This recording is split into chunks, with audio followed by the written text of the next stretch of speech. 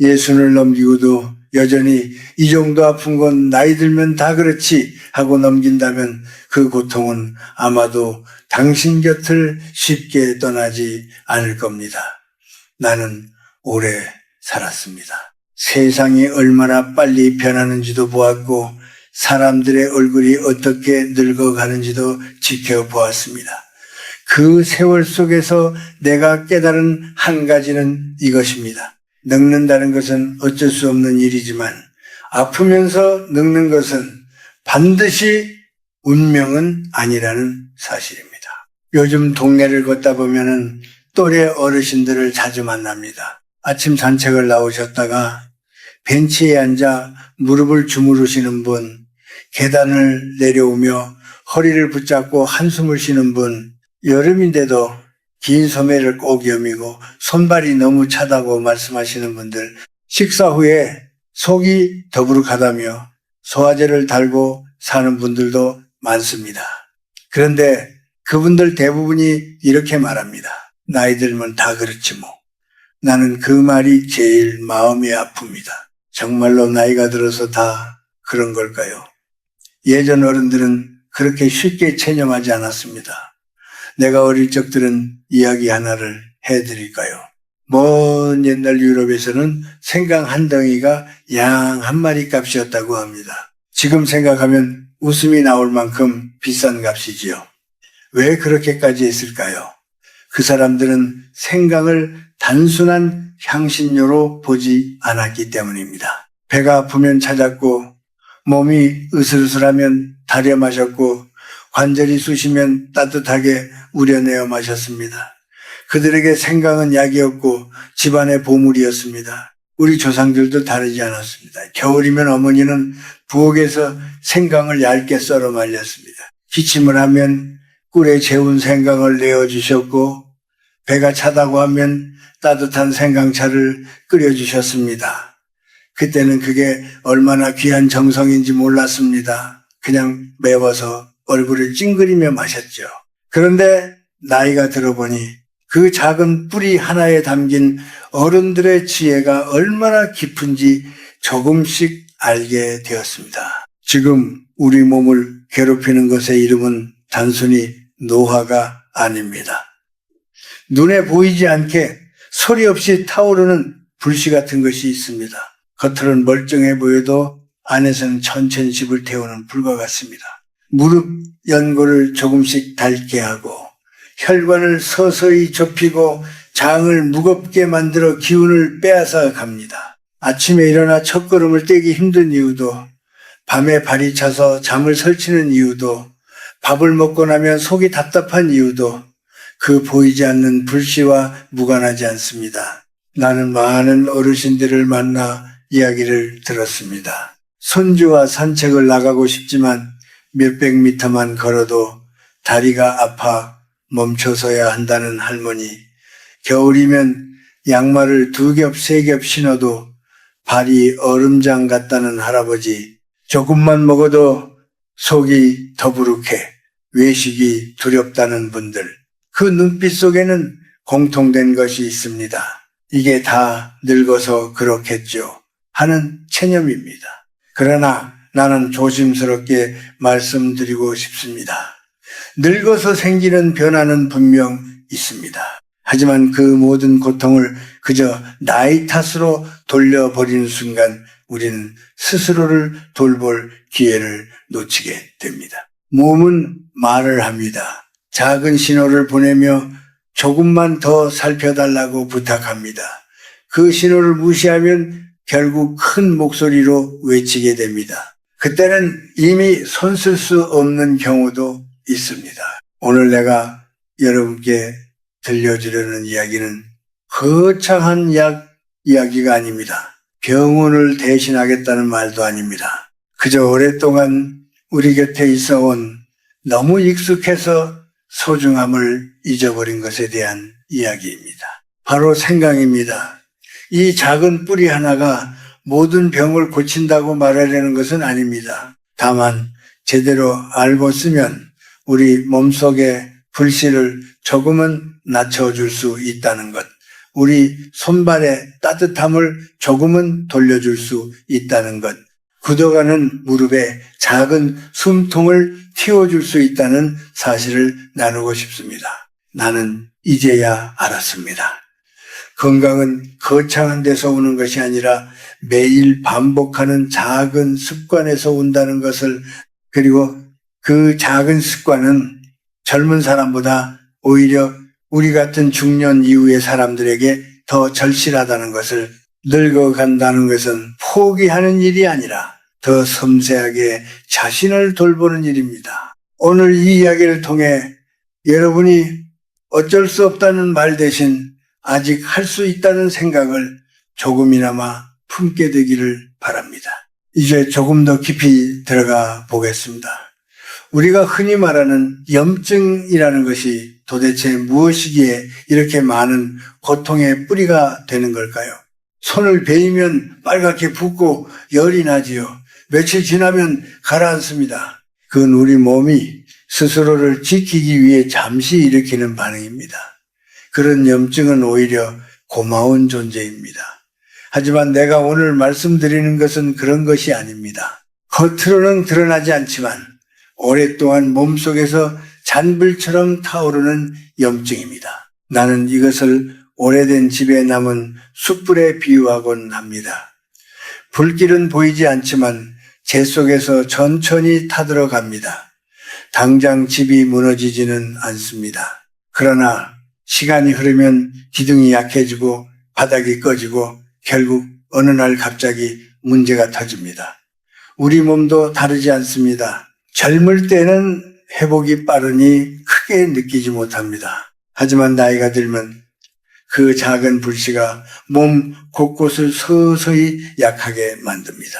먼저 무릎을 생각해 봅시다. 무릎 사이에는 부드러운 조직이 있어 충격을 흡수합니다. 젊을 때는 그것이 탄력이 있어 잘 버텨줍니다. 그러나 세월이 지나면서 조금씩 얇아지고 거칠어집니다. 그 상태에서 몸속의 염증이 계속 작게 자극을 주면 마치 상처 위를 계속 긁는 것과 같습니다.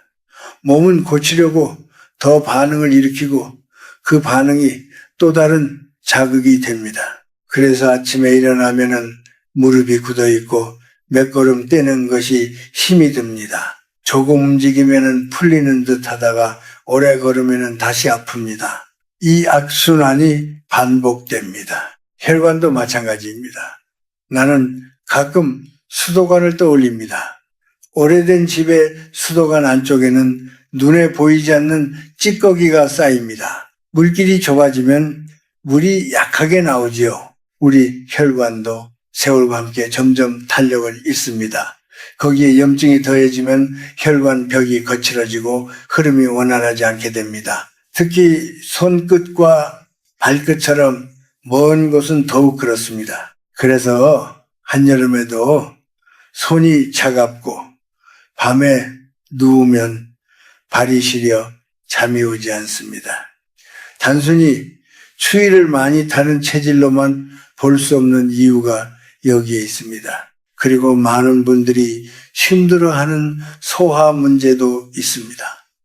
나이가 들면 위에서 분비되는 소화액이 줄어들고 장의 움직임도 느려집니다. 그런데 여기에 염증이 겹치면 장속 환경이 더 나빠집니다. 음식이 오래 머물러 가스가 차고 배가 단단해지며 변을 보는 일도 쉽지 않습니다. 음식을 먹어도 영양을 충분히 흡수하지 못하니 기운이 떨어지고 근육이 줄어듭니다. 근육이 줄면 몸을 지탱하는 힘이 약해져 관절에 더 부담이 갑니다. 이렇게 하나의 문제가 또 다른 문제를 부릅니다.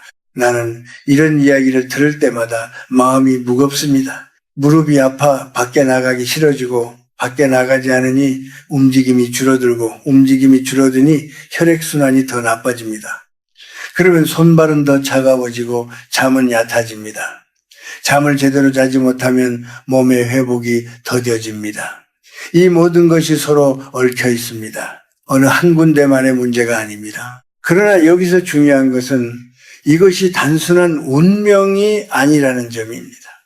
불씨가 있다는 것을 알면 우리는 물을 준비할 수 있습니다. 집이 완전히 타버린 뒤에야 허둥지둥하지 않아도 됩니다. 몸속의 염증은 완전히 없앨 수 없을지 모릅니다.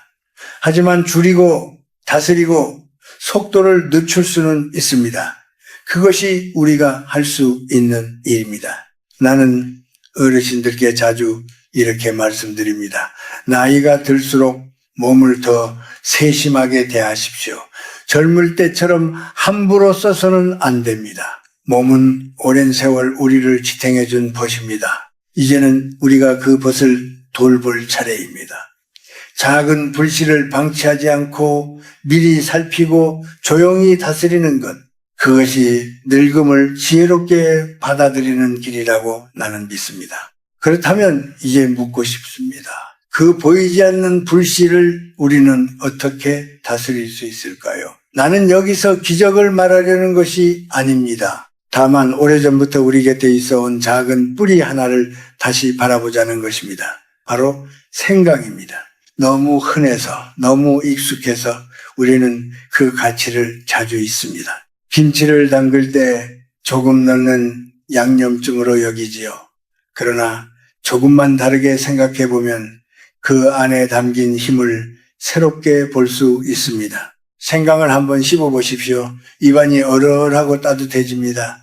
그 매운맛 속에는 몸을 깨우는 성분이 들어 있습니다. 그런데 여기서 중요한 것은 생강을 어떻게 쓰느냐입니다. 생것으로 먹을 때와 말려서 쓸 때는 작용이 조금 달라집니다. 생강을 햇볕에 말리거나 열을 가하면 그 안에 성분이 변합니다. 마치 생쌀이 밥이 되면은 성질이 달라지듯이 말입니다. 그래서 옛 어른들은 어떤 증상에는 생강을 말려 썼고 어떤 때는 생것을 갈아 썼습니다. 그냥 아무렇게나 먹은 것이 아닙니다. 말린 생강에는 염증을 가라앉히는 힘이 더 강해집니다. 몸속에서 불씨를 키우는 물질이 만들어지는 길을 조금 막아주는 역할을 합니다. 나는 이것을 공장에 비유하곤 합니다. 우리 몸 안에는 작은 공장들이 있어 여러 물질을 만들어냅니다. 그 중에는 염증을 일으키는 물질도 있습니다. 몸을 지키려다 과하게 만들어지면 오히려 해가 됩니다. 말린 생강은 그 공장의 기계가 지나치게 돌아가지 않도록 속도를 낮춰주는 역할을 합니다. 기계를 완전히 멈추는 것은 아닙니다. 다만 과열되지 않게 도와주는 것입니다. 또 한 가지가 있습니다. 나이가 들수록 몸 안에는 마치 녹이 쓰는 것처럼 세포를 상하게 하는 요소가 늘어납니다. 햇빛과 공기 속에서 새가 조금씩 부식되듯이 우리 몸도 세월 속에서 조금씩 닳아갑니다. 말린 생강은 이런 산화작용을 줄이는 데 도움을 줍니다.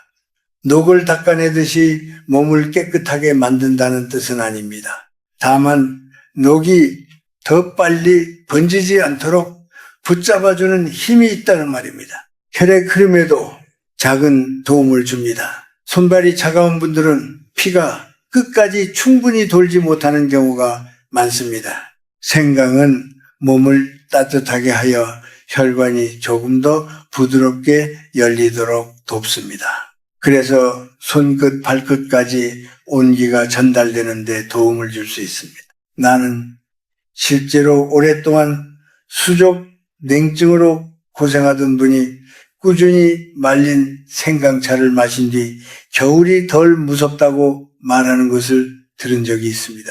물론 사람마다 다르고 모두에게 같은 결과가 나타나는 것은 아닙니다. 하지만 몸이 조금씩 달라지는 경험을 하는 분들이 있습니다. 여기서 꼭 짚고 넘어가야 할 것이 있습니다.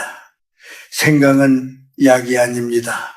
병을 단번에 고치는 힘은 없습니다. 혈관을 깨끗이 씻어내거나 다른 관절을 새 것처럼 만드는 기적은 기대해서는 안 됩니다. 다만 몸이 스스로 회복하려는 힘을 조금 도와주는 역할을 할 뿐입니다. 그래서 꾸준함이 필요합니다. 오늘 한 잔 마시고 내일 효과를 기대하는 것은 성급합니다. 세월이 쌓여 생긴 문제는 세월을 들여 천천히 다스려야 합니다. 나는 어르신들께 늘 이렇게 말합니다. 작은 습관이 쌓이면 몸은 그에 맞게 변합니다. 생강 한 조각을 말려 차로 우려 마시는 일, 꿀에 재워두고 하루 한 숟가락 먹는 일, 이런 사소해 보이는 행동이 몸속의 불씨를 조금 낮추는데 도움을 줄 수 있습니다.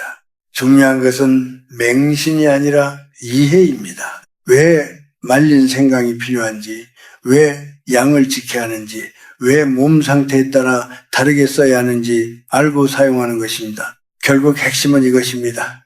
우리는 몸을 돌보는 데 있어 과한 기대도 무관심도 피해야 합니다.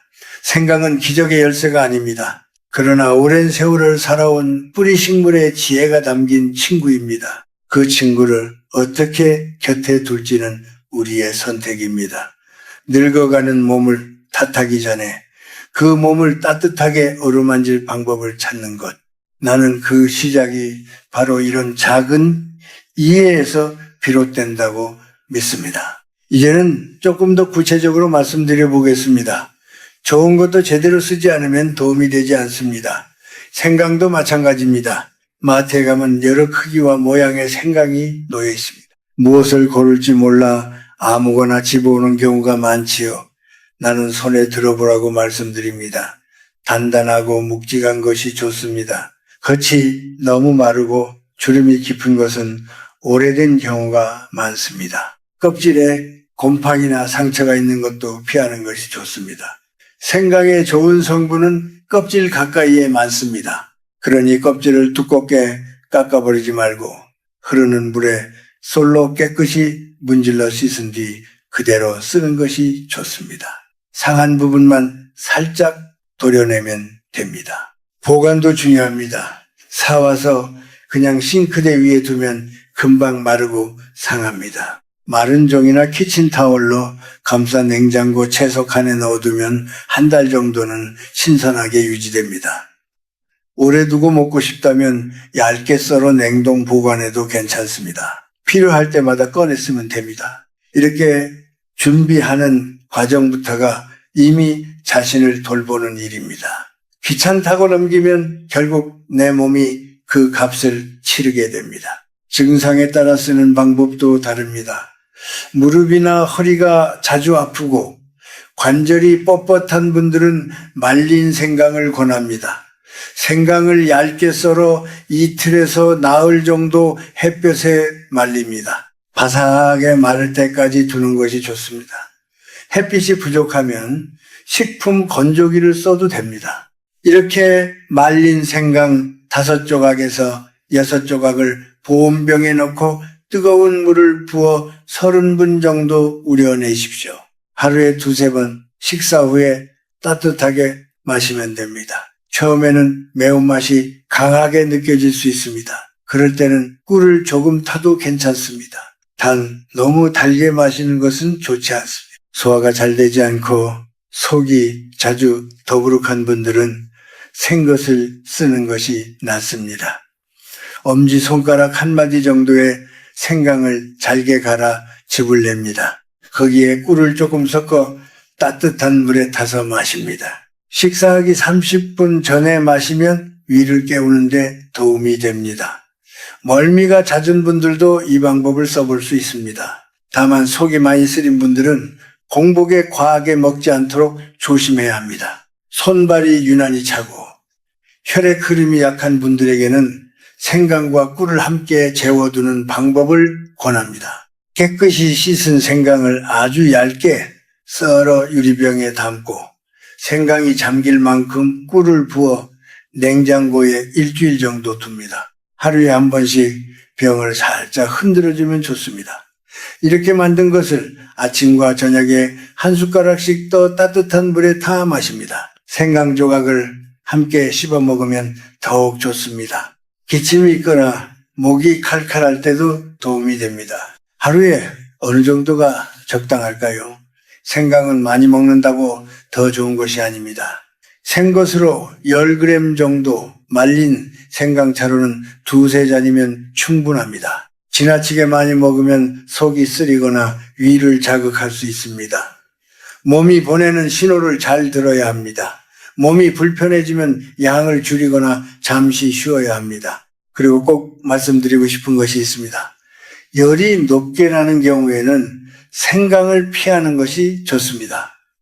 몸에 이미 열이 많은데 또 열을 더하면 부담이 됩니다. 위가 약한 분, 특히 심한 속쓰림이 있는 분들도 조심해야 합니다. 무엇보다도 고혈압이나 당뇨 같은 질환으로 약을 드시는 분들은 생강이 약을 대신할 수 없다는 사실을 잊지 마십시오.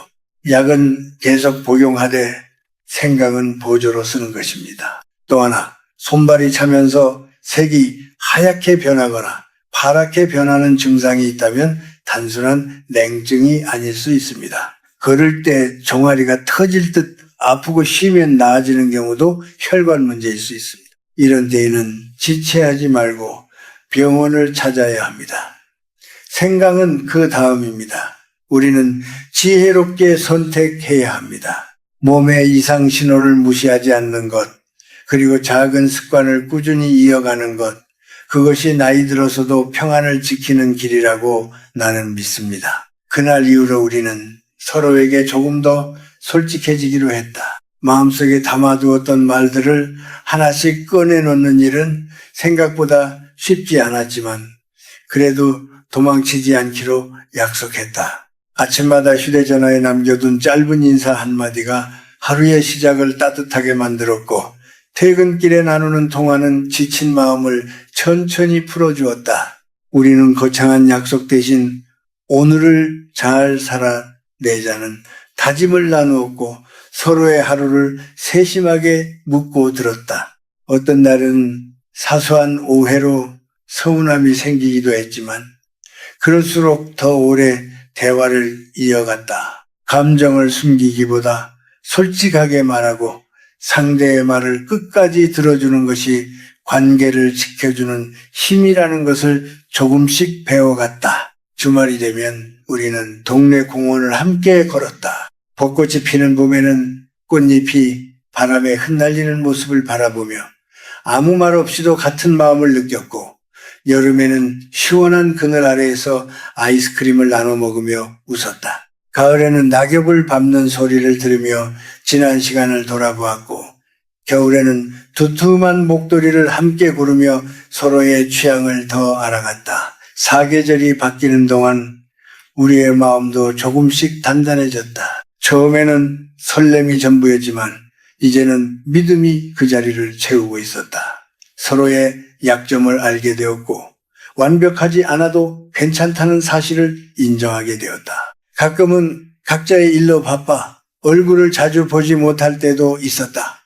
그럴 때면 불안한 마음이 고개를 들었지만 우리는 그 감정을 솔직하게 털어놓았다. 혼자서 상상으로 키우는 걱정보다 함께 나누는 대화가 훨씬 가볍다는 것을 알게 되었기 때문이다. 상대가 힘들어할 때는 해결책을 찾으려 애쓰기보다 그저 곁에 있어주는 것이 더 큰 위로가 된다는 것도 배웠다. 우리는 서로의 어깨에 기대어 잠시 쉬어가는 법을 알게 되었고 말없이 손을 잡는 것만으로도 충분하다는 순간을 경험했다. 어느 날 저녁 우리는 작은 식당에서 따뜻한 국물을 앞에 두고 오래 이야기를 나누었다. 어린 시절의 기억, 가족에 대한 생각, 앞으로 이루고 싶은 꿈까지 평소에는 쉽게 꺼내지 않던 이야기들이 자연스럽게 흘러나왔다. 그 자리에서 우리는 서로의 미래에 대해 처음으로 구체적으로 이야기했다. 함께 걷고 싶은 길이 비슷하다는 사실이 우리를 안심시켰고 같은 방향을 바라보고 있다는 느낌이 든든했다. 물론 앞으로 어떤 일이 생길지는 알 수 없지만 적어도 지금 이 순간에는 서로를 놓지 않겠다는 마음이 분명했다. 시간이 흐를수록 우리는 사랑이 단순한 감정이 아니라 선택이라는 것을 깨달았다. 매일같이 상대를 존중하고 배려하기로 선택하는 일, 서운함이 쌓이기 전에 먼저 손을 내미는 일, 힘든 날에도 따뜻한 말을 건네기로 마음먹는 일, 그런 작은 선택들이 모여 우리의 관계를 지탱하고 있었다. 우리는 완벽한 사람이 아니지만 서로를 위해 조금 더 나은 사람이 되려고 노력했다.